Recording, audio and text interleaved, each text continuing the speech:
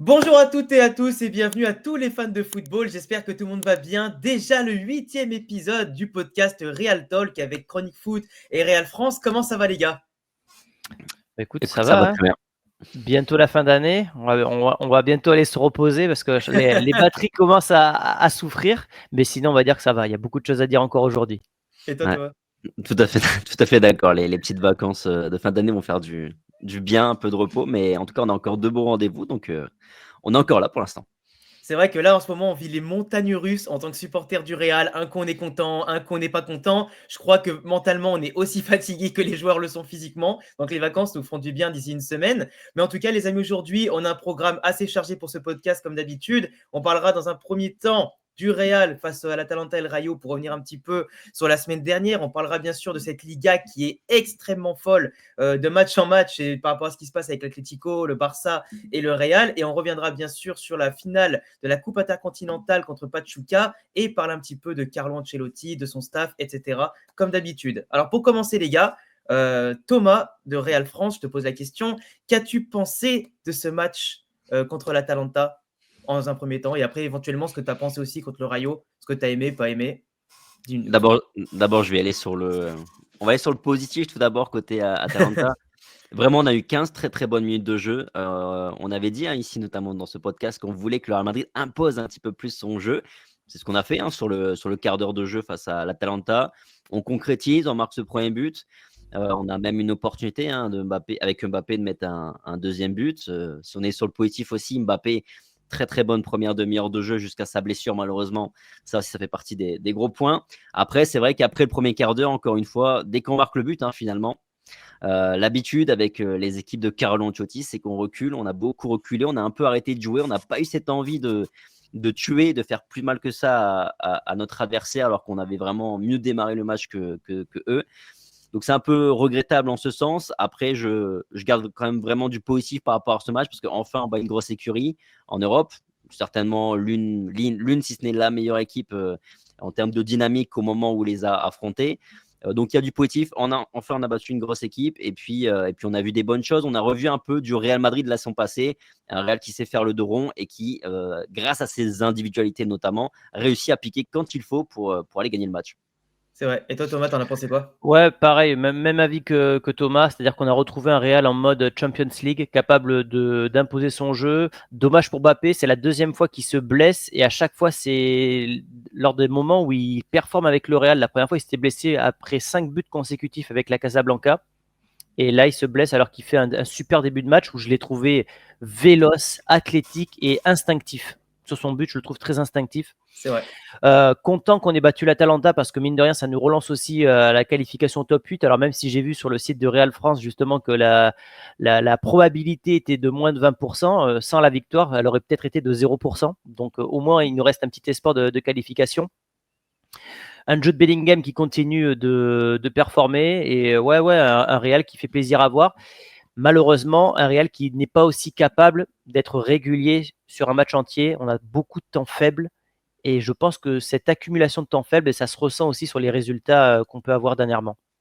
Je suis d'accord avec toi. C'est vrai que le problème du Real en ce moment, et de toute façon, ça s'est vu contre le Rayo, hein, c'est une équipe qui, à l'époque, savait gérer ses temps faibles et qui arrivait à ne pas encaisser tant de buts que ça, qui arrivait, même dans ses temps faibles, des fois, à concrétiser des occasions sur des transitions intéressantes et d'une efficacité incroyable. Là, l'efficacité, on l'a plus trop. Et derrière, la solidité, on l'a plus beaucoup. Et contre l'Atalanta, moi, honnêtement, hein, on en avait parlé de toute façon la semaine d'avant, c'est que ça allait être un match soit fermé, soit assez folklorique. J'avais eu raison dans mon pronostic, je le rappelle, le 3-2, Ah je oui, suis trop c'est vrai, content de c'est toi. vrai, c'est vrai. Mais c'est vrai que honnêtement, moi dans le match, il y a eu des périodes où j'étais vraiment pas confiant parce qu'on reculait trop, parce que j'avais l'impression que les marées hautes de l'Atalanta s'arrêtaient pas. Et heureusement quand même qu'on a des joueurs comme Vini, qu'on a quand même des joueurs comme Bellingham qui t'ont inventé des buts vraiment sur des passes venues d'ailleurs, sur des actions qu'on n'attendait peut-être pas forcément d'eux, notamment Jude qui fait un appel, qui fait un crochet et qui marque comme ça. Tu as plutôt l'impression que c'est un attaquant qui l'a fait, pur jus. Mais c'est vrai que comme toi, Kylian Mbappé, j'étais très très content pour la première fois de le voir sur notre maillot parce qu'il nous a vraiment montré une très belle demi-heure dans les appels, la défense, même simplement, tu vois, ses replis, sa volonté de jouer. J'étais très content, franchement, très content. Dommage que ça n'a pas duré et j'espère qu'on reverra ça très vite. Mais Après, c'est normal quand même de souffrir là-bas, hein. Ça reste une ouais, équipe bien qui, sûr. lorsqu'on les a joués, on peut pas arriver à l'Atalanta et dominer 90 minutes. C'était l'équipe qui était sur 10 victoires consécutives. Ouais, Bon, à un moment, il faut savoir aussi faire le dos rond. Et comme l'a dit Thomas tout à l'heure, on a retrouvé un Real qui était capable de souffrir et capable de faire mal lors de nos temps forts, ce qui nous avait cruellement manqué lors des gros rendez-vous cette saison. Malheureusement, on n'a pas pu. Et pour moi, c'était un match déclic dans le sens, j'étais persuadé qu'on allait enfin créer une série de matchs comme ça avec la manière et le résultat. Et une ça s'est série pas confirmé stoppée, ce hein. week-end. Bah, Ouais. surtout que contre le Rayo, pour ouvrir ça, moi, ce qui m'a le plus déplu contre le Rayo, c'est clairement l'attitude des joueurs. Et en fait, j'ai l'impression, alors, d'un côté, que Carlo Ancelotti et son staff préparent moins bien les matchs qu'avant, mais que de l'autre côté, les joueurs aussi, j'ai l'impression qu'ils savent, dès qu'ils sont sur une pente haute, soit ils se relâchent, ou je comprends pas en fait, parce que tu sais que tu affrontes le Rayo, tu sais que c'est une équipe qui est difficile chez eux, tu sais que les 2 derniers derbys, tu les as pas gagnés, même si sur Et même, l'ensemble des et matchs, même pour aller voilà. plus loin, à chaque fois que tu as gagné le Rayo sur les 5 dernières années, c'est à chaque fois que par un but d'écart. C'est C'est-à-dire ça, que donc c'est souvent un déplacement qui est compliqué. il y en a même Mhm. perdu 3-2, je crois, il y a 2-3 ans, ou je sais plus quand on avait Oui, perdu. c'est ça, c'est ça, Ouais, c'est c'est ça, ça. c'est ça. Donc Ouais, au c'est ça. final, tu te retrouves quand même avec une équipe du Rayo qui, tu sais, c'est un derby, ça se gagne, t'as de Mm, l'intensité. Là, les joueurs se faisaient marcher dessus comme des enfants. Et mm. vraiment, mais même Rudiger et tout, hein. Même les joueurs qui Ah sont ouais. censés montrer la grinta, on était bouffés. Et je comprends pas en fait ce manque d'énergie. Je peux comprendre qu'on joue tous les 3 jours, mais à un moment donné, les gars, ça y est, ça fait des années que vous jouez comme ça. Donc il faut rentrer dedans, tu vois. Je sais pas ce que vous Bah, en pensez, mais moi, ça m'a déçu. la première chose qui moi, m'a énervé, d'abord, c'est le 11 de Carlo Ancelotti qui, je suis désolé, mais a pas beaucoup de sens. Ouais, Ça ouais, m'énerve. vas-y, t'as raison d'en parler. Ça m'embête et ça me gêne parce qu'à chaque fois, toutes les semaines, j'ai l'impression qu'on revient sur le même débat. Mais Dani Ceballos est sur une super dynamique. Tu le retires du 11, tu remets du coup un milieu de terrain dépourvu d'un joueur qui était ta première rampe de lancement et excellent dans ce rôle-là, sur une dynamique vraiment excellente. Ceballos, bim, tu l'enlèves pour remettre du Fede Valverde qui est en plus physiquement dans le dur, hein, même si sur ce match, Ouais. Depuis encore une Bilbao, fois, il est un peu moins bon, hein, ouais, ouais, parce Valverde. que même sur ce match, bon, il met un super but et tout, mais sinon, si tu analyses son match globalement, on sent que physiquement, c'est beaucoup plus dur. En plus, il finit arrière droit, enfin bref.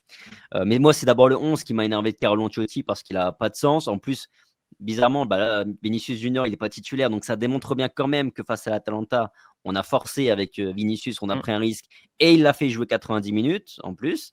Même pas une heure de jeu juste tranquille, c'est vraiment 90 minutes pour tirer bien jusqu'au bout la corde. Bref, donc, heureusement, ça s'est bien passé. Génial. Enfin, un peu de T'as chance. raison, parce qu'au 3-1, tu dois le sortir à Bergame, hein. Exactement, exactement. Enfin, bref, moi d'abord, c'est le 11 de Carlo qui m'a gêné. Après, je te rejoins aussi, Alex, là-dessus, parce que sur la première demi-heure, mais on prend un bouillon, mais quand même phénoménal. Une Euh, honte, une honte. une honte. Dans Ouais. l'engagement, effectivement, on n'y est pas, mais même tactiquement, enfin, tu as ici là, le petit joueur qui est quand même un très très bon joueur à côté du Rayo. Ouais, Le ouais. mec, il a fait ce qu'il voulait durant la demi-heure de jeu. Il se positionnait exactement entre les lignes. Il n'y avait personne qui était dessus. Tout le monde était perdu côté Real Madrid. Et puis défensivement aussi, beaucoup de fragilité. Par rapport à Rudiger, pareil, il ne fait pas un bon match. Est-ce que c'est pas aussi parce qu'il est moins bien avec Tchouaméni Parce que Tchouaméni, sur le match face au Rayo, tu vois, c'est pas du tout le premier sur lequel je vais frapper. Je vais taper parce que globalement, il fait quand même son match sur le plan défensif. Par contre, c'est Alvaro Benito qui avait expliqué ça, qui est sur Mobistar maintenant, qui disait que Raúl Asensio était meilleur avec Rudiger et que surtout, il rendait Rudiger meilleur. Parce que Raúl Asensio, c'est un joueur qui est un défenseur central de formation, qui fait très très peu d'erreurs sur ce début de saison. Ok, il y a eu 2 buts où on peut lui reprocher un truc, 2-3 trucs, notamment en fil et tout. Enfin bref. Mais toujours est-il que c'est un joueur qui fait très très peu d'erreurs, qui est très concentré. Et d'un point de vue, parce que niveau alignement, Tchouaméni, parfois, c'est quand même très très limite. Ah ouais, c'est chaud. Bref, est-ce que aussi l'absence la titularisation de Tchouaméni, ça affaiblit pas aussi un petit peu Rudiger? Ça va Ouais, être une si, idée. parce que Asensio, il a ce côté, tu sais, couverture. Il est assez rapide et il peut rattraper des erreurs, ce que Mm. Tchouaméni ne peut pas faire. Et Et je pense que ça tactiquement, il est très libère. propre. Ouais, et puis ça libère aussi Rudiger qui aime bien, tu sais, avoir ce rôle parfois de stopper pour agresser un petit peu l'attaquant. Alors que là, il est plus en maître de défense et en surveillance de Tchouaméni pour presque le guider au niveau de l'alignement. Bah, surtout qu'il a cette grinta et en fait ils sont un peu similaires sur ça. Genre, tu vois, eux, ils n'hésitent pas à y aller, ils n'hésitent pas à prendre un petit peu ce risque-là d'aller jouer les duels. Et pour Mm. moi, en plus, quand tu regardes sûrement, alors j'ai pas la stat sous les yeux, mais à mon avis, si tu regardes le pourcentage de duels gagnés par l'un et par l'autre, tu vois clairement, tu vois que l'avantage physique qu'on avait avec Asensio et Rudiger, Là, on le perd un peu, on le perd aussi tactiquement avec Tchouaméni. Et en plus, Tchouaméni, je pense que vous l'avez tous vu, la séquence là, qui a tourné sur Twitter, où il galère à tourner sur lui-même, à faire une passe, parce que t'as Kama, t'as Vasquez à côté. Il transmet de la peur. Et donc, le problème, c'est que dès que. Moi, c'est comme j'explique souvent sur ma chaîne, c'est que pour moi, une équipe, elle doit être stable depuis l'arrière. Si le château de cartes, la base du château de cartes, elle s'écroule dès le début, tu peux pas faire en sorte que les milieux de terrain soient sereins et que les attaquants aussi soient sereins. Et pour moi, quand tu as un mec qui fait pas une relance propre dans le bon tempo et surtout rapidement, et qui la garde, qui tergiverse et tout, mais qu'est-ce que tu transmets? Et je comprends que Carlo, ils disent à chaque fois au milieu de terrain, mais restez derrière, parce qu'au final, il a tellement peur que nos centraux et nos latéraux prennent l'eau que je peux comprendre. Mais avec Asensio, on prenait pas l'eau comme ça. Après, honnêtement, la séquence dont tu parles, je l'ai vue. Moi, je trouve qu'elle est quand même dure parce que c'est la seule situation dans ce match-là où Tchouaméni vraiment défensif. Enfin, à la relance, fait n'importe quoi. Parce que sinon, en termes de première relance, en partant vraiment de derrière comme il est en temps central, il fait quand même le taf, je trouve. Parce qu'il est moins pressé et du coup, il est moins stressé par conséquence et il arrive à mieux relancer. Deux choses par rapport à Ceballos, pour revenir sur ça. Ce que je ne comprends pas, c'est que Carlo, il sait qu'avec Ceballos, ça fonctionne bien. Et tu ne sais pas ce que ça donne quand tu ne le mets pas. Enfin, si tu sais ce que ça donne, ça ne marche pas. Et donc ça, je ne comprends pas qu'il ne le titularise pas, à moins qu'il ait eu un problème physique et qu'on ne soit pas au courant. C'est possible aussi. Et Rudiger, il a fait un mauvais match, mais moi, je vais le défendre parce qu'à l'instar d'un Valverde, il joue tout le temps. Il joue tout le temps, avec l'Allemagne, avec le Real. Donc, à un moment donné, je pense que le gars, il est complètement rincé de son année 2024 et que les vacances vont faire du bien aussi. Mais tu vois, à part ça, quand tu vois que même au milieu de terrain, moi, je comprends pas qu'on est au mois de décembre et tu as encore des joueurs qui soient perdus sur le terrain. Et qu'en fait, moi, je retiens tout à l'heure ce que tu as dit, Thomas, c'était très intéressant contre l'Atalanta. On a su imposer du jeu au début de la mi-temps.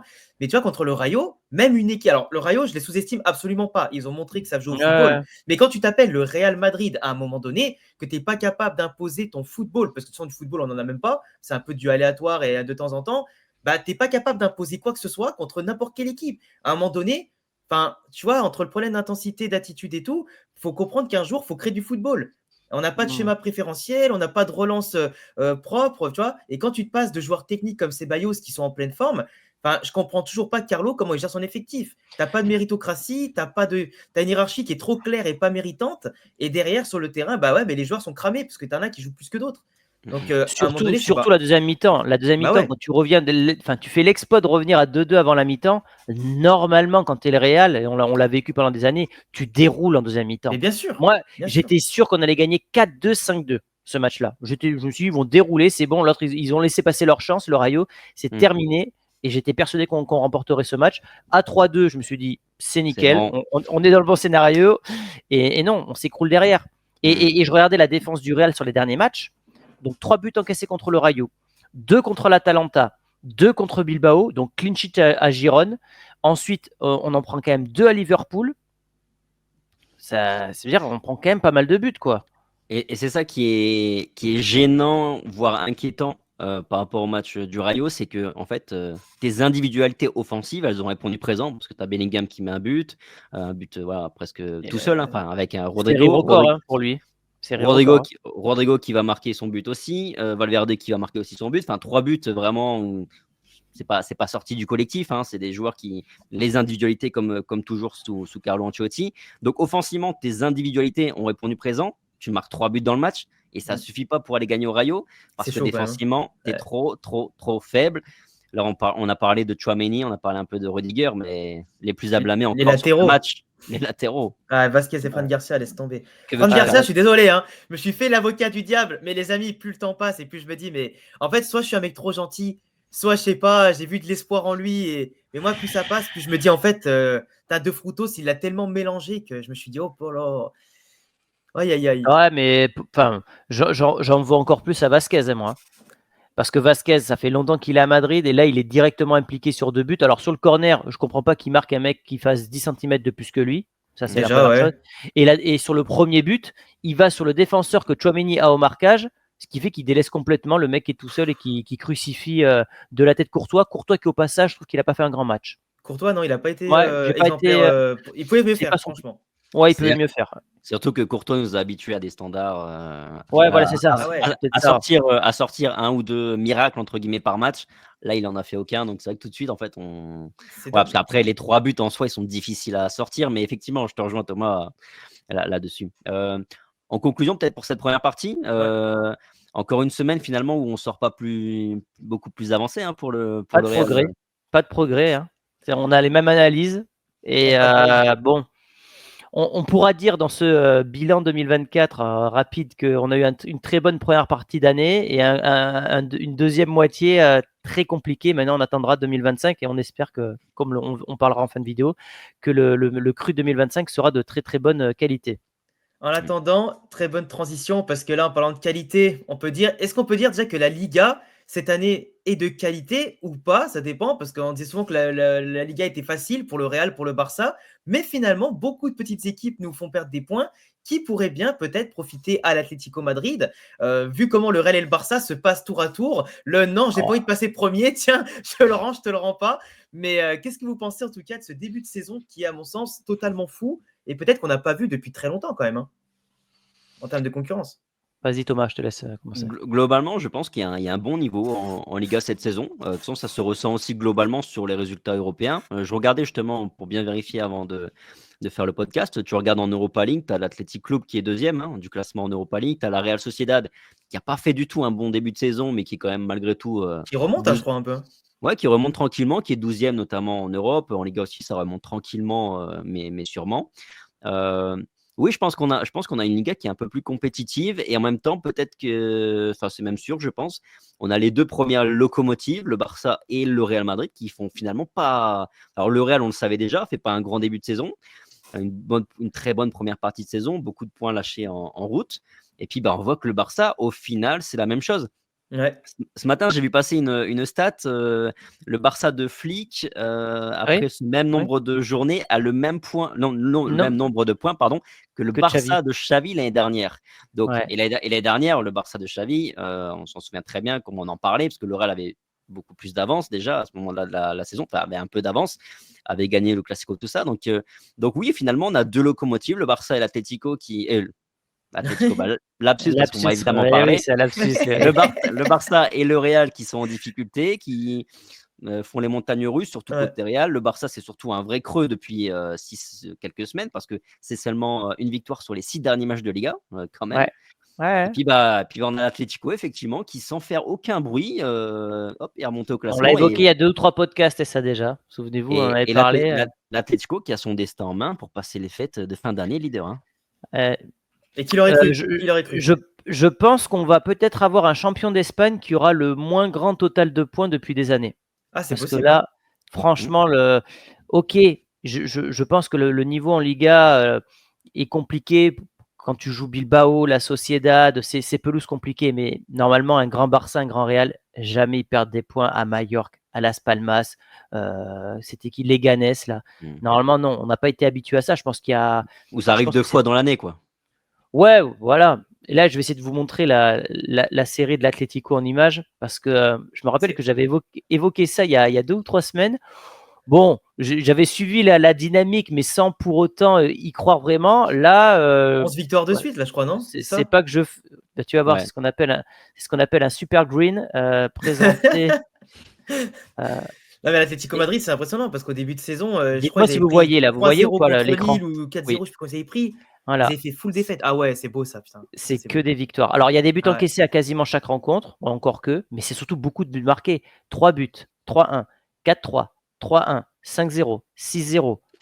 Non, c'est costaud, hein. Il Ah, y a un c'est seul, costaud. ah non, il y a 2-1-0 seulement. Ouais, ouais, C'est ouais, vrai. c'est à Majorque et ce week-end contre Contre Retafe. des équipes qui défendent bien. Retafe et Mallorca, en plus, voilà, ça défend plutôt bien et solide, donc c'est cool. Mais c'est vrai qu'eux, ils prennent quoi? Ils ont pris 11 buts en Liga, je crois, un truc comme ça? C'est la meilleure Seulement? défense. Ah ouais, donc t'imagines, donc Et on dit souvent, une bonne attaque te fait gagner des matchs, une bonne défense te fait gagner des titres. c'est vrai. Là, cette année, ils ont recruté le milieu de Chelsea, là, Gallagher. Gallagher, Ils ont recruté le Normand derrière. Et en attaque, ils ont recruté Sorloth avec Julian Alvarez. C'est le meilleur mercato de la Liga. Il a fallu que la mayonnaise prenne petit à petit. Là, Simone, il a l'air d'avoir trouvé sa formule. Et dans un monde où tu as le Barça qui est malade, le Real qui ne trouve pas comment il faut faire et tout ça, ce serait pas impossible que pour la dernière année de Griezmann, il remporte la Liga. Hein. Bah, surtout que là, ce qui est impressionnant chez eux, c'est qu'ils ont relancé aussi pas mal de joueurs. Quand tu vois, comment il s'appelle, même l'anglais, il se met à être performant, que tu as Marcos Llorente qui a retrouvé un peu du niveau par rapport à l'an dernier, il était pas fou. Tu as quand même des joueurs comme Correa qui se contentent maintenant d'être sur le banc, mais qui c'est très bon. Tu as le Giuliano Simeone maintenant qui est pareil, qui explose. Koké qui a un peu un rôle moins important parce que tu as Barrios qui a pris le pouvoir au milieu, mais c'est très bon. Et Griezmann qui retrouve un petit peu en plus, sans le calendrier de l'équipe de France, un leadership certain et une efficacité bonne. Ouais, l'Atlético, moi franchement, on les sous-estimait au début parce qu'ils avaient pris des valises contre Lille, etc. Mais au final, là, c'est l'équipe qui va finir Noël, comme disait Thomas, dans un fauteuil peut-être. Bah, après avoir, parce que pour moi, leur plus gros test, c'est le Ouais, Barça. Parce que ouais, le nombre de fois où ils ont donné leurs fesses au Barça ouais, ces il gagne 5-6 pas dernières beaucoup. années, Simeone, il a qu'une victoire, je voilà. crois, depuis qu'il est à l'Atlético sur le Barça en Liga. Donc s'ils les battent chez eux, c'est un déclic. Hein, et après, on Mmh. verra. Mais en tout cas, c'est mieux qu'ils affrontent le Barça dans ces conditions-là que quand ils sont un petit peu décrochés parce que là, on sait qu'il C'est y a vrai. aucune chance. Là, au moins, ils ont vraiment un intérêt à faire un résultat contre le Barça parce que je dis qu'ils peuvent passer les fêtes en tête, mais ils peuvent même faire très mal au Barça parce qu'ils passent. Là, ils sont à égalité de points avec le Barça, donc ils prendraient 3 points d'avance. Et l'Atlético a aussi un match de retard par rapport Ouais. au Barça. Ça Parce peut que le faire un Real, trou. Hein. parce que le Ben, Real si le Real et l'Atlético gagnent leur match en retard, c'est le Barça qui est troisième. Donc le exactement. Barça qu'on a vanté depuis des années, Liga terminée, ils vont être champions. Ben, ils sont passés d'un potentiel 10 points d'avance à être troisième. Donc C'est comme l'a ouf. dit Hein. Thomas, la série des 6 derniers matchs où il n'y a qu'une seule victoire, je trouve qu'elle a été pas trop mise en avant par les médias parce que on les a beaucoup vantés, le Barça, quand ils réussissaient leur hors-jeu et tout ça. Là, c'est plus compliqué pour eux. Et moi, je suis très, très excité par cette Liga à 3. Moi, je préfère les Ligas à 3 que les Ligas à 2. Les Bien Ligas à sûr. 2, c'est vite redondant. À 3, tu as du suspense. C'est Parce que qui le favori pour vous aujourd'hui? alors, Moi, je me dis que ce Real qui a été vraiment mauvais depuis le début de la saison et qui pourtant quasiment en tête, je me dis qu'on ne pourra pas faire pire lors de la deuxième partie de saison. Bon, alors c'est vraiment c'est une année noire. Et donc je pense qu'il y a moyen qu'on. Parce qu'en fait, cet Atlético, ok, ils vont peut-être pas beaucoup perdre, mais je sens qu'ils vont faire beaucoup de matchs nuls quand même. Comme ils en ont fait, là, ils en ont fait un 5 ou 6. Ben, je les vois bien en refaire pareil 5 ou 6 lors de la deuxième partie de saison. Là où un Real qui est lancé, qui a beaucoup moins de blessures, je l'espère, et c'est peut-être que je suis naïf, mais peut créer une belle série de victoires. moi, disons que on en parlait de toute façon dans les premiers podcasts, on pensait que le Barça, ok, était au-dessus, mais en sur-régime. Vraiment, les individualités, elles performaient de fou, leur hors-jeu fonctionnait. Là, le hors-jeu fonctionne de moins en moins. On l'a vu contre les Ganes hier, le but, il vient de là de base, hein, le piège qui ne marche pas avant le corner. Il s'habitue. Hein. Le Real, comme l'a dit Thomas, beaucoup de blessures. Donc, on espère qu'en deuxième partie de saison, ce ne sera pas le cas, qu'on récupérera des joueurs. À voir ce qui sera fait au mercato d'hiver ou si d'autres jeunes peuvent prendre le pouvoir, comme Asensio, mais j'y crois moyen. Mais pour moi, le Real a plus de marge de progression qu'un Barça qui était déjà au sommet de sa forme, je pense. L'Atlético peut surprendre, mais pour moi, ça se jouera plus entre Real Atlético que le Barça qui, je pense, va arriver au bout d'un moment au bout. Surtout que hier, ça a été crié, après je te laisse la parole Thomas, c'est que Yamal, blessé à la cheville, ils ont personne derrière si ce n'est Ferran Torres. Rafinha, fatigué, tu peux pas le remplacer. Et un Lewandowski qui a fait aussi ses 36 ans hier. Donc Et à un Olmo moment qui donné, marche plus. Hein. et Olmo Olmo qui est ne marche plus. pas bon. Hein. Pas bon. Donc cette attaque du Barça, on savait qu'il n'y avait pas un grand banc de touche derrière pour faire tourner. Et c'est en train de se voir aujourd'hui. Thomas. Ouais, non, j'ai pas vu le match d'hier du Barça, j'avoue. Par contre, c'est vrai que j'ai vu quand même les 5 des 6 derniers. Et clairement, là, c'est pas juste les résultats, ils sont pas juste en crise de résultats, c'est vraiment que dans le contenu, ça a chuté de 10 niveaux par rapport aux 10 premiers matchs de championnat. Donc le Barça, ça reste effectivement un petit point d'interrogation. En tout cas, j'ai l'impression qu'ils ont déjà atteint le sommet, le top de ce qu'ils pouvaient produire sur la saison. Donc je pense qu'à un moment donné, sur la deuxième partie de saison, ça va se remettre en route. Ils vont se remettre à gagner des matchs, à avoir une dynamique. Après, Oh les surtout, gars, info qui vient de sortir là. C'est quoi? Yamal forfait contre l'Atlético. Oh bon. Ah, là, ça change la donne, hein. Ça change beaucoup de choses quand même. Hein. Et ça fait encore plus mal. Parce que hier, en plus, je sais pas si vous l'avez vu, le coup qu'il a pris, mais Non. voilà, toi, tu l'as pas vu. En fait, il se prend un tacle, et en fait, sur la balle, mais après, en retombant de ce tacle-là, sa cheville fait comme ça. Et vraiment, c'était pas beau, mais il a quand même joué tout le long.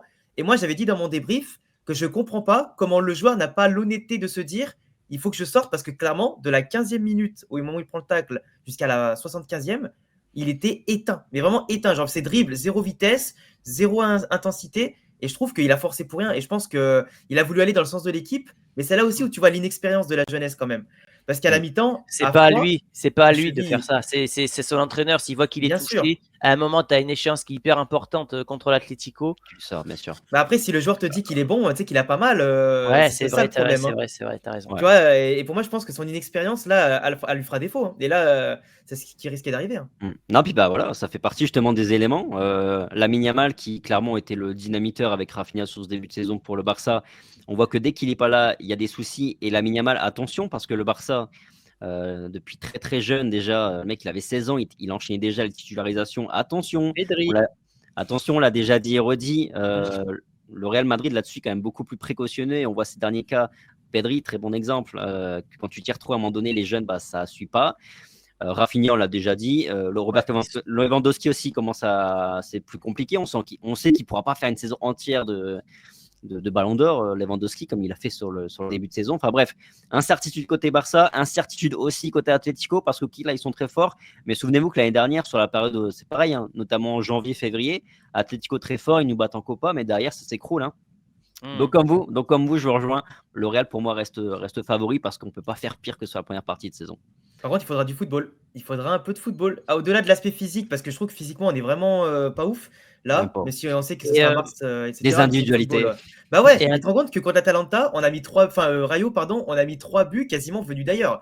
Mais ça, on peut pas compter sur ça éternellement, quoi. Faut du football. Et Excuse-moi, dernier mot sur l'Atlético, parce que on a tendance souvent à les critiquer, surtout quand on est fan du Real. Je trouve que leur mercato sur le plan offensif a été très ambitieux et j'y vois aussi peut-être un changement de pensée peut-être pour Simeone, d'avoir un football peut-être plus offensif, d'avoir plus de Ouais. solutions devant. Et je trouve que ça a été plutôt malin le move et c'est peut-être en train de payer. Alors je ne sais pas s'ils seront champions ou pas, mais en tout cas, ce qu'ils sont en train de réaliser là, c'est quand même époustouflant. Ils sont pas enfermés dans un système de jeu et vraiment, c'est pas mal ce qu'ils font. Non, J'ai ils vu ont des jeux réussi à autour, garder cette ouais. grinta derrière et cette solidité défensive, sauf que devant, maintenant, ils ont beaucoup plus de solutions. Donc, avant, ils étaient un Griezmann dépendant. Griezmann était mauvais, ben, l'Atlético ne créait rien. Là, aujourd'hui, ils ont beaucoup plus de solutions. Ouais, c'est Donc, vrai. Bon, les amis, maintenant, on peut passer vite fait. Petit pronostic Barça Atlético, Real Séville, avant de finir cette partie. moi, je vois un partout entre le Barça et l'Atlético, ce qui Ok. serait parfait pour nous, et victoire du Real 2-0, histoire qu'on termine bien l'année au Bernabeu quand même. Faut pas déconner. Et toi, Thomas? Victoire du Real, c'est tranquille, ouais, je pense. Et victoire de l'Atlético. Mais par contre, j'ai envie de tirer aussi les oreilles à Vinicius parce que il sera Ah, il pas là, m'énerve. suspendu, et ça commence à être chiant là. Parce que là, sa suspension, il la doit vraiment juste à ses protestations depuis les début de saison. Hein. Et tu fais bien d'en parler parce que cet été, et c'est peut-être aussi pour ça qu'il perd le Ballon d'Or, il est suspendu lors du dernier match en poule, lors de la Copa avec le Brésil, pour critique envers l'arbitre. Du coup, il n'est pas là, il n'arrive pas à remporter leur troisième match. Ils sont éliminés très rapidement. Et il ne progresse pas de ce côté-là. Alors avant, quand il était jeune, on pouvait dire c'est la fougue, c'est la jeunesse, etc. Maintenant, il a 24 ans, Vinicius, c'est ça, ou 23 ans? Je sais plus. Je sais plus, là, j'ai plus la stat. Mais en tout cas, c'est vrai que juste. Bref, à un moment, il progresse pas. Alors, il progresse dans le jeu, c'est-à-dire qu'il a 24 ans. Il améliore sa palette technique, il joue dans différents rôles, et ça, c'est quand même extraordinaire de voir que ce joueur peut, d'une année à l'autre, changer, avoir un rôle totalement différent. Maintenant, dans le caractère, il est d'une naïveté affligeante parce que les adversaires savent comment le faire dérailler à chaque fois. Bah, surtout qu'il est rentré en cours de match en plus. Il a pas joué depuis le début. Donc en fait, il a pas eu le temps de prendre beaucoup de coups. Alors certes, il y a un moment donné, c'était un peu tendu et tout. Et voilà. Mais à un moment donné, tu sais qu'il faut pas parler à l'arbitre, faut pas protester. Ferme-la. C'est tout ce que j'ai envie de te dire. Apprends à te taire parce que là, le carton jaune. Après, bon, là, il rate Séville. Du coup, il sera là à Mestalla, tu vois. Mais le problème, c'est qu'au final, là, tu perds le match contre Séville. Heureusement que c'est à domicile. Mais Séville, c'est quand même une équipe qui peut surprendre le Real. Historiquement, voilà, c'est toujours des très beaux matchs, Real Séville. Donc on ne sait jamais. Là, il y a peut-être Kylian qui sera là, peut-être pas là, ou pas à 100%. Donc en fait, tu vois, tu as quand même des sources offensives qui ne seront pas là totalement à 100%. Donc c'est quand même dommage de s'en priver, quoi. Surtout avant Noël. Mais Enfin, même bon. Vinicius, de toute façon, c'est ton meilleur joueur. Bon, avec Bellingham, peut-être sur les dernières semaines. Donc, Ouais. quoi qu'il arrive, qu'il soit pas là, ça fait chier. Et Bien sûr. ça fait encore plus chier qu'il se fasse suspendre pour des raisons comme ça. Tu vois, que ce soit dans un match un peu foufou, voilà, il fait un tacle, tu vois, un geste, ça arrive de temps en temps, c'est pas très grave. Tu vois, il prend rouge direct. Bon, tu vois, on pardonnerait. Mais là, c'est une accumulation quand même qui devient pénible et ça pénalise le Real Madrid. Bien sûr. Surtout qu'on l'a défendu à de nombreuses reprises, notamment lorsqu'il avait des chants racistes pour le coup et qui se Oui. défendait, ça OK, il y a pas de souci. Mais là, c'est vrai qu'en plus, Là, il y a rien. il transmet la nervosité à ses coéquipiers, mine de rien. Un joueur qui arrive, qui fait que contester, c'est pas ça qu'on attend de lui en tant que leader du Real. Il doit Non. calmer les ardeurs, montrer que c'est un leader et c'est pas ce qui nous présente. Donc ouais, on est déçus. Mais aux autres aussi, aux leaders, justement, aux joueurs plus expérimentés, à un moment donné, de le faire redescendre. Il y a personne. Et moi, c'est ça qui me surprend et qui me dérange, c'est que le Real Madrid, en tant que club, avec les joueurs d'expérience qu'il a, putain, il n'y en a pas un qui, à un moment donné, pour essayer de le canaliser un peu. Enfin, C'est là qu'il n'y a pas de Sergio Ramos, c'est là tu vois, c'est là où tu te dis C'est que vrai, des c'est mecs vrai. comme ça manque, hein, parce que dans un vestiaire, ces mecs-là qui savent te mettre des claques s'il le faut, t'asseoir et te dire droit dans les yeux que ça y est, que tu commences à nous gaver, ben là, il n'y en a plus. Et Moi, je pense qu'il n'y a qu'une c'est solution, cette c'est que époque-là. tonton Pérez lui parle parce que je pense que Carlo a dû lui dire à maintes et maintes reprises. Je me dis qu'un message de Pérez a beaucoup plus de poids qu'un message de Carlo et je vois que ça comme solution aujourd'hui parce que Mais franchement, je sais même pas comment mais faire. le truc, je suis même pas sûr parce que vous voyez, encore une fois, après le match face au Rayo, le Real Madrid se place aussi en victime par rapport à l'arbitrage. On s'arrête uniquement sur le fait de jeu par rapport au penalty, ok, qui aurait dû être sifflé hein, sur Vinicius. Mais tu vois, tout de suite, on résume le match à ça. Le Real Madrid est aussi dans une posture de victimisation par rapport aux Ouais, arbitres et ça me depuis plaît pas. l'affaire Negreira qui, moi, me pose problème parce que de toute façon, le match face au Rayo, tu l'as pas gagné Oui, parce oui, que, tu vois. exactement, tu as raison. Donc le Real n'aide pas, je crois. Et je crois même que le Real Madrid empire le caractère de Vinicius parce que vu que tout le club se met dans une posture un peu de victimisation, Vinicius, quand il rentre sur le terrain aussi, il est déjà dans une position victimaire où l'arbitre il est là Mm. pour l'emmerder, quoi, pour pas En pour fait, le défendre. moi, ce qui m'énerve avec le Real, mais là, c'est vraiment le symbole de ces dernières semaines, je trouve, surtout quand il y a des contre-performances, c'est qu'on essaie tellement en fait de protéger les joueurs que on accuse des parties. Alors, je veux bien que l'arbitre, des fois, peut avoir des situations défavorables contre nous et tout. Mais à un moment donné, ou même quand on parle de Carlo, et on en parle souvent dans les podcasts, c'est Carlo, il prend les décisions, ok, mais c'est pas lui qui joue. Donc, les joueurs qui sont pas performants, c'est leur faute si on a des mauvais résultats. Mais au-delà de ça, les joueurs ne sont pas capables de se remettre en question. Moi, la chose qui me marque le plus cette année, c'est que quand on perd ou quand il y a un match nul, il n'y en a pas un, mais il n'y en a pas un seul qui s'arrête devant les médias pour parler. Ils passent tous la tête basse. Ils vont pas voir les supporters à la fin du match quand c'est à domicile ou même à l'extérieur. Il n'y en a pas un qui montre ce que c'est C'est pour ça que je que voulais d'être Ramos digne. moi dans Mais l'effectif. bien C'était sûr, pas pour le rôle de défenseur, mais c'est pour ce qu'il ouais, pouvait aussi transmettre il n'y en a pas un qui est pendant digne. quelques.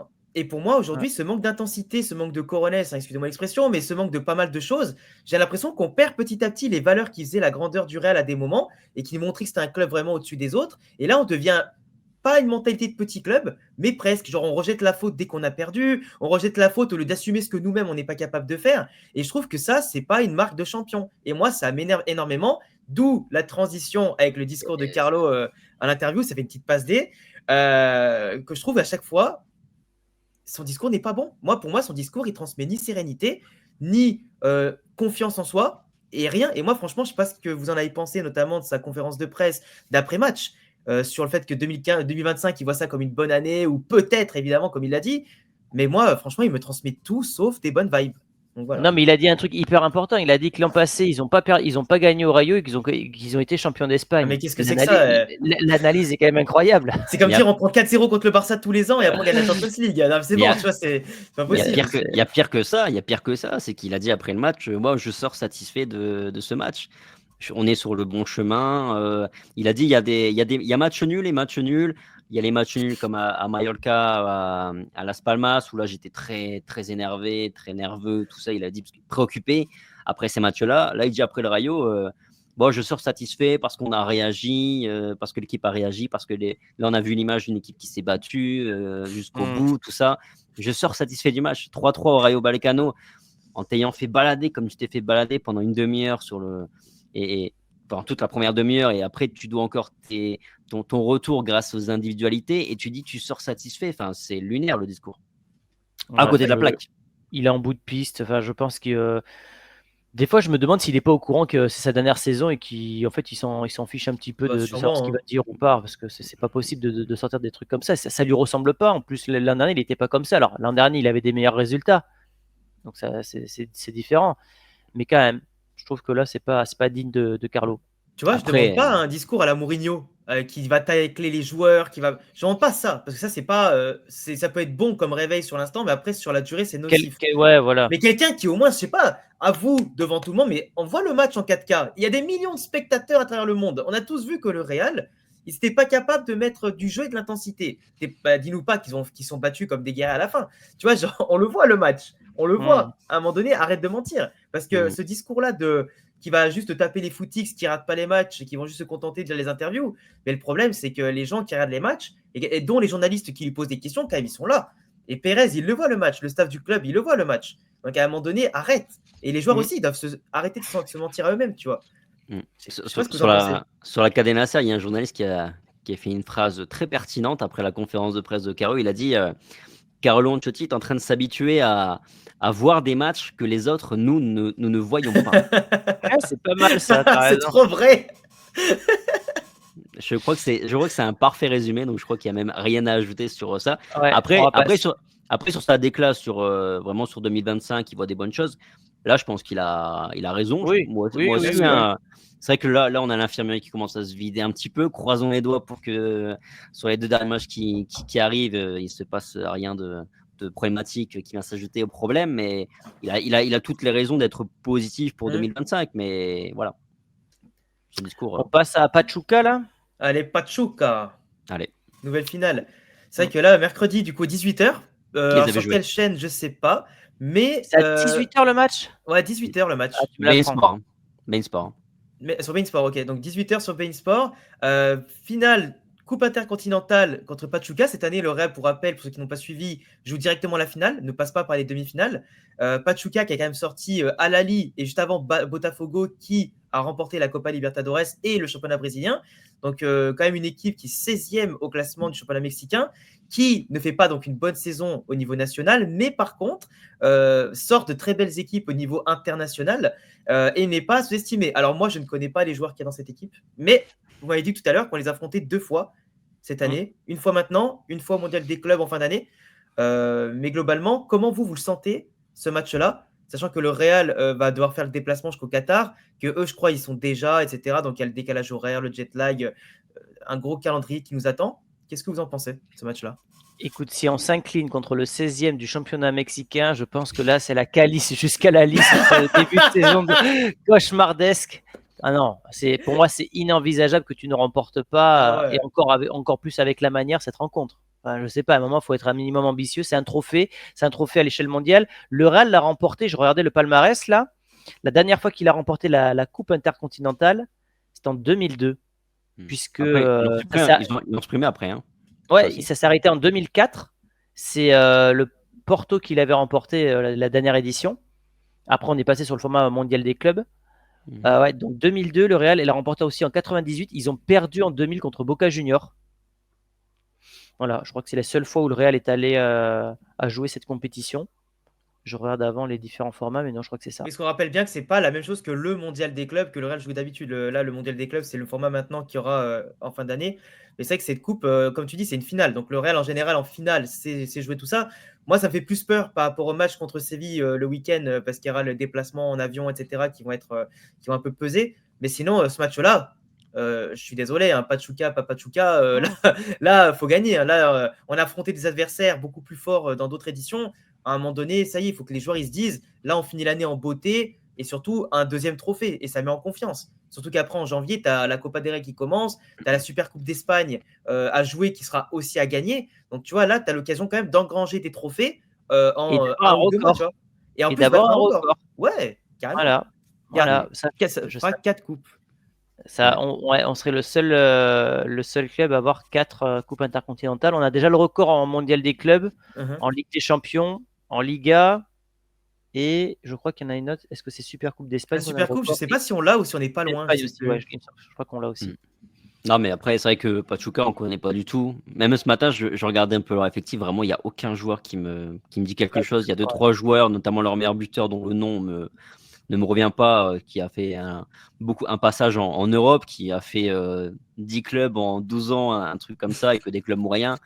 Bref, vraiment, c'est une équipe inconnue au bataillon qu'on va découvrir. Après, moi, je suis content d'affronter des équipes. Moi, j'aime bien, moi. J'adore. Et Et évidemment, comme vous, je suis en phase avec vous. Il faut une victoire du Real Madrid. Il faut au moins un petit peu de manière. C'est une finale. Je pense que le Real va être au rendez-vous. Je pense qu'on va la gagner. En tout cas, je l'espère vraiment. Et par contre, par rapport à ce que tu disais, Alex, non, en gros, là, la Coupe intercontinentale, ça remplace ce qui était le mondial des Ouais, clubs c'est ça. des dernières années. Ouais, ça la remplace, ouais, mais techniquement, de base, c'était pas. Bah, si, c'est la Et, même chose, mais c'est le nom qui et a la changé, Coupe du quoi. Monde des clubs qu'on va jouer Ouais, en fin d'année, c'est ça, une c'est vraie nouvelle. Coupe du Monde qui Ah aura ouais, lieu tous les 4 ans. c'est Mm. ça, ouais. Voilà. Ouais. Juste C'est une ça. question de naming, en gros. Enfin, bref. Ouais, de naming, ouais. Mais oui, voilà, il faut la gagner. Vous attendez quel 11, vous, d'ailleurs, pour ce match, Alex? Moi, j'aimerais beaucoup voir. Bah, de toute façon, je pense que ça va pas changer les latéraux, de toute façon. Et puis après, j'aimerais beaucoup voir Rudiger Asensio, moi. Bah, Asensio, Euh, apparemment, il a été testé, ce que je suis en train de lire pendant Arrière qu'on droit? tournait. Ouais, il a été testé arrière droit. Ah bah ça, bah, on en avait parlé, je crois, la semaine dernière. On avait parlé, Ouais. je crois, de dire qu'Asensio, il allait peut-être finir arrière droit parce qu'il était rentré en cours de match pour remplacer Vasquez et que je pense qu'il le teste de plus en plus avec sa grinta et tout, ça peut être pas mal. Bah, milieu de terrain, je m'attends à voir Kama titulaire parce que là, il est revenu. Valverde, Bellingham, et puis je pense qu'on aura peut-être un beau 4-3-3 avec Kylian, Brahim et Rodrigo. Rodrigo qui va sûrement jouer à gauche et Brahim à droite. Brahim, d'ailleurs, en ce moment, Et, je trouve que tu vois, le voir ouais. trop axial, c'est pas ouf. Mais le Et voir Vinicius? à droite, Vinicius. Ah, pardon, c'est vrai que Vinicius, il est là, pardon. J'ai totalement zappé. Bah, Vinicius à gauche, bah, Mbappé Pas de à Mbappé droite et alors. Rodrigo à droite. Hein. Bah, Mbappé, ça dépend s'il peut jouer, parce que je l'ai vu, il s'entraînait tout à l'heure avec Non, le je pense ballon. qu'il va. Alors, pour avoir le titre, tu dois être dans le groupe, j'imagine. C'est Il est tout. dans le groupe. Donc, qui Ah, joue pas, il aura le titre si le ouais, Real gagne. voilà. Donc, de toute façon, bah, au pire, tu fais Vinicius, Rodrigo, Brahim, et puis. Mm.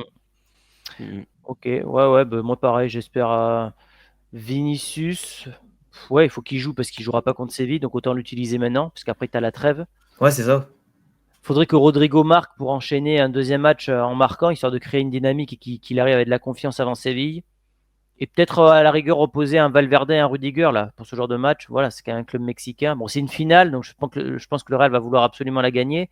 Mais si tu fais pas tourner Rudiger là ou Valverde, surtout Valverde, c'est quand même dramatique. C'est vrai que c'est Ouais. intéressant. Et toi, Thomas, ton 11?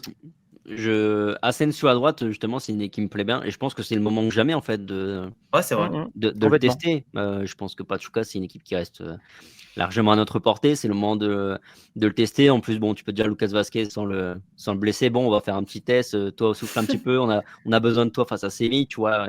Ça passera bien. Dans l'axe, je pense que Rudiger, il va enchaîner. Je pense que Rudiger va enchaîner les 2 derniers matchs et puis après, il aura son repos. Pas avant. Après, je pense, oui, du classique un peu comme vous. Mbappé, point d'interrogation, parce que ce matin, il a fait une partie de l'entraînement, pas tout, avec le reste du groupe. Ouais. Ça va dépendre. S'il est prêt, je pense qu'il sera titulaire, vraiment. Et qu'on aura le retour du 4-3-3 avec Rodrigo et Vinicius. Mais après, moi, j'espère que Mbappé, on va le Ouais, le laisser. franchement, j'ai pas envie qu'il soit titulaire, moi, contre Moi non Pachuca, pour une rechute. Hein. Ah, non. Moi non plus. En plus, maintien Rodrigo et Vinicius, parce que Rodrigo, c'est qu'on n'a pas parlé, mais satisfaction aussi du match face au Ouais, très Rayo. bon. Comme tu dis, Thomas, créer une dynamique pour Rodrigo. Repartir finalement, peut-être avec un peu Rodrigo et Vinicius devant. Voilà, du classique après pour le reste. Valverde serait bien de le faire souffler, effectivement, aussi. Ouais, Valverde, je pense qu'il a vraiment besoin de souffler. Tu peux faire jouer un Ceballos, un Modric, ou même un Arda Güler aussi. C'est maintenant que Il jamais. y a moyen. Enfin, ouais, voilà, c'est le moment ou jamais. Dernière info, donc tout à l'heure, je vous parlais de l'absence de Yamal. Ça a été confirmé 1 mois. 1 mois d'absence. Un de Yamal. mois. Ouais. C'est-à-dire qu'il fait même pas la Super Coupe d'Espagne, ça veut dire. Ce sera juste. Il y a écrit entre 3 à 4 semaines pour Lamine Yamal. Traumatisme Ah ouais. à la cheville droite après son match contre. Ouais, c'est une entorse, quoi. Une grosse entorse. Ça fait 2 blessures, là, hein, coup sur coup pour Lamine. Ouais. Donc là, on est le 16 décembre. La Super Coupe, c'est quand? Un mois pile, dans un mois pile. C'est pile un mois pile, ouais. Ouais, Enfin, la donc il va demi-finale, revenir. c'est un petit peu avant. Mais... Ouais. Donc, Ouais, ils affrontent Bilbao, eux, en plus. En C'est pas le demi-finale. 9-10, c'est le 9-10, hein, donc c'est un peu moins d'un mois. Hein. Ouais, c'est ça. Ouais, donc il sera just et dans le pire des cas, enfin dans le meilleur des cas pour eux, s'il revient, il sera pas dans une bonne dynamique puisqu'il reviendra de blessure. Donc c'est parfait pour nous. C'est le 8, puis en plus, Bilbao sur un match de coupe, c'est jamais Ils cadeau. sont chauds à prendre, hein. Ils sont chauds. Ouais. Jamais cadeau. Ouais, bah on verra bien. De toute façon, le Real est à une victoire de récupérer un trophée qui pourrait mettre en tout cas aussi pas mal de baume au cœur à ces débuts de saison et surtout donner de la confiance à des jeunes qui pourraient augmenter un peu plus leur palmarès. Et puis après, essayer de finir de toute façon Noël sur les bons rails. Et puis après, derrière, c'est là où janvier, ça va être un petit peu le calendrier Dans chargé un mois, on peut avoir 3 trophées, hein, mine de Bah ouais, rien. c'est pour ça. Et 3 trophées. Dans cette tu peux saison être en bonne pourrie du position pour la Real, Copa. ta saison, tu as déjà 3 trophées. Si tu remportes la super, c'est pas les trophées les plus importants, mais Super Coupe d'Europe, Coupe intercontinentale, je sais que c'est des trophées que Pérez il aime bien parce que ça parle au monde entier en termes d'image. Pour le Real, c'est important. Et puis la Super Coupe d'Espagne, c'est toujours bien de la remporter. Ça il la lance faut l'année parce civile. que sinon, si tu la gagnes pas, t'es quasiment sûr que c'est le Barça qui va la prendre, enfin presque sûr. Ouais. Donc priver le Barça d'un trophée, c'est aussi une petite fierté, tu vois, et leur dire, vous nous l'avez mis 4-0 l'autre jour, mais nous, on vous prend un trophée, c'était plus symbolique, tu vois. Enfin bon, après. Et en phrase de conclusion, justement, j'ai un gars sur le live l'autre jour qui m'a posé la question, qui m'a dit Thomas, si dans un mois, donc on va dire fin janvier, le Real Madrid a gagné les 3 trophées, la Super Coupe d'Espagne y compris, que le Real Madrid est devant le Barça au classement, voire leader, en tenant compte du match face à Valence que tu vas gagner, que tu te qualifies en Ligue des Champions barragiste, on dit quoi de la première partie de saison du Real Madrid? Est-ce qu'elle est bonne? Je vous laisse répondre dans les commentaires et puis nous, on en parlera plus tard peut-être. Ouais, on en parlera plus tard, mais c'est vrai que le débat est hyper intéressant. Compliqué de dire que ton début de saison est raté quand tu as 3 trophées. Hein. Je pense c'est vrai, mais après, c'est l'exigence. Oui. L'exigence, ouais. Gagner et gagner avec la manière. Surtout la manière, un jour, on aimerait bien. Mais en tout cas, merci à tous de nous avoir écoutés jusqu'à maintenant. On a eu 3 très beaux sujets, même beaucoup de bons sujets, en tout cas aujourd'hui, comme d'habitude. Réglés presque comme des horloges, presque 45 minutes de vidéo, donc ça fait plaisir. Comme d'habitude, abonnez-vous, que ce soit à ma chaîne, surtout aux chaînes aussi de Real France et Chronique Foot. La semaine prochaine, on se retrouvera sur la chaîne de Real France, si je ne dis pas de bêtises, pour un autre tour complet de ce podcast Real Talk. Le dernier numéro de 2024. Dernier numéro de 2024. Du coup, on vous laisse profiter de tout ça. Et puis, on se dit à très vite pour les débriefs, les actualités sur nos chaînes respectives. Et à bientôt. Ciao à tous. Ciao. Ciao. Ciao les amis.